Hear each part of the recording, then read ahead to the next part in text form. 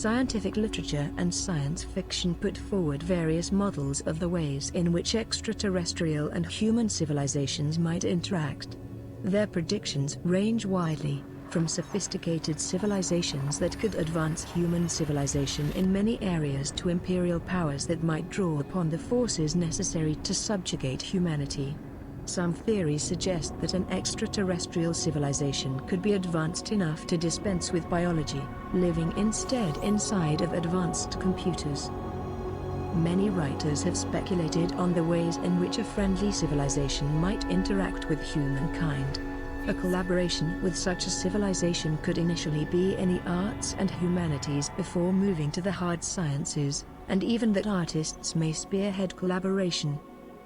However, a view that extraterrestrial civilizations possess, like humans, a morality driven not entirely by altruism but for individual benefit as well, thus leaving open the possibility that at least some extraterrestrial civilizations are hostile.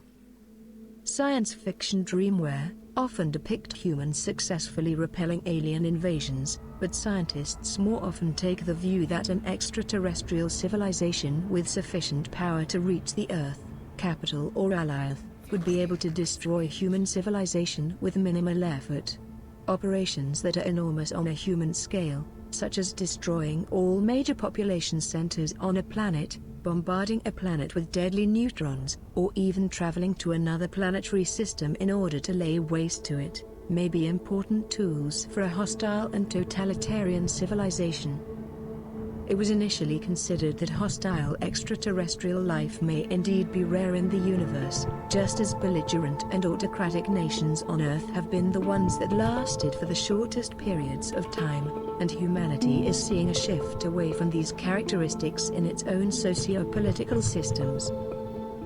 However, the rise and renewal of such socio-political systems as humanity spread out into the stars once again raises the question of a hostile extraterrestrial civilization.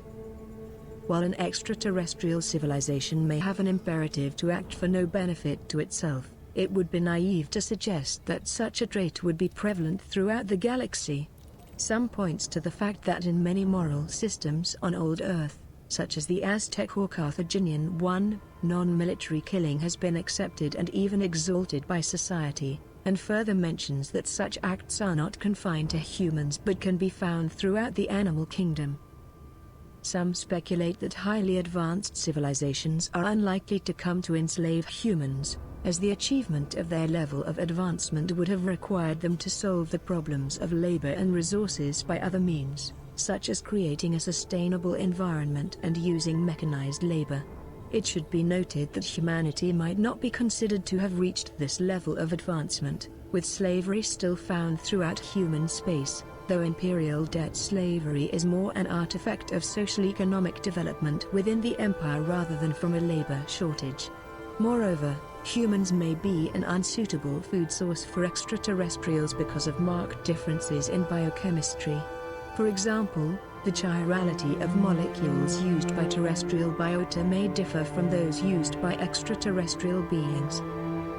With the contact between humanity and an extraterrestrial spacefaring civilization, the political divisions within humanity may fade, his theory being postulated in the earliest of years when humanity was still confined to Earth alone. In his 1987 speech to the United Nations General Assembly, Ronald Reagan said, "I occasionally think how quickly our differences worldwide would vanish if we were facing an alien threat from outside this world."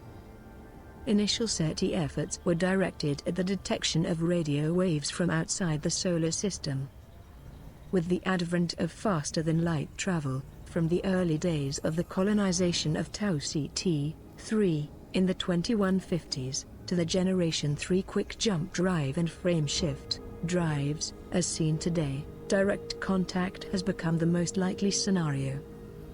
An extraterrestrial civilization may choose to communicate with humanity by means of artifacts or probes rather than by radio, for various reasons. While probes may take a long time to reach the human settled space, once there they would be able to hold a sustained dialogue that would be impossible using radio from hundreds or thousands of light years away. Radio would be completely unsuitable for surveillance and continued monitoring of a civilization, and should an extraterrestrial civilization wish to perform these activities on humanity, artifacts may be the only option other than to send large, crewed spacecraft to the solar system.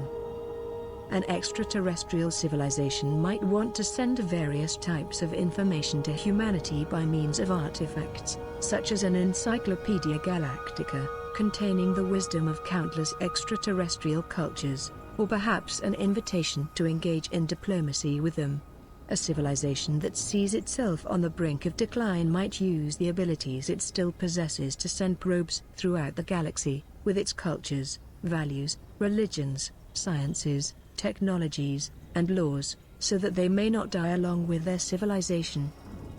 There are numerous reasons why interstellar probes may be a preferred method of communication among extraterrestrial civilizations wishing to make contact with Earth. A civilization aiming to learn more about the distribution of life within the galaxy might, he speculates, send probes to a large number of star systems, rather than using radio, as one cannot ensure a response by radio but can ensure that probes will return to their sender with data on the star systems they survey. Furthermore, probes would enable the surveying of non-intelligent populations, or those not yet capable of space navigation, like humans before the 20th century, as well as intelligent populations that might not wish to provide information about themselves and their planets to extraterrestrial civilizations. Probes, unlike the interstellar radio waves commonly targeted by SETI searches, could store information for long, perhaps geological, timescales, and could emit strong radio signals unambiguously recognizable as being of intelligent origin, rather than being dismissed as a UFO or a natural phenomenon. Probes could also modify any signal they sent to suit the system they were in, which would be impossible for a radio transmission originating from outside the target star system.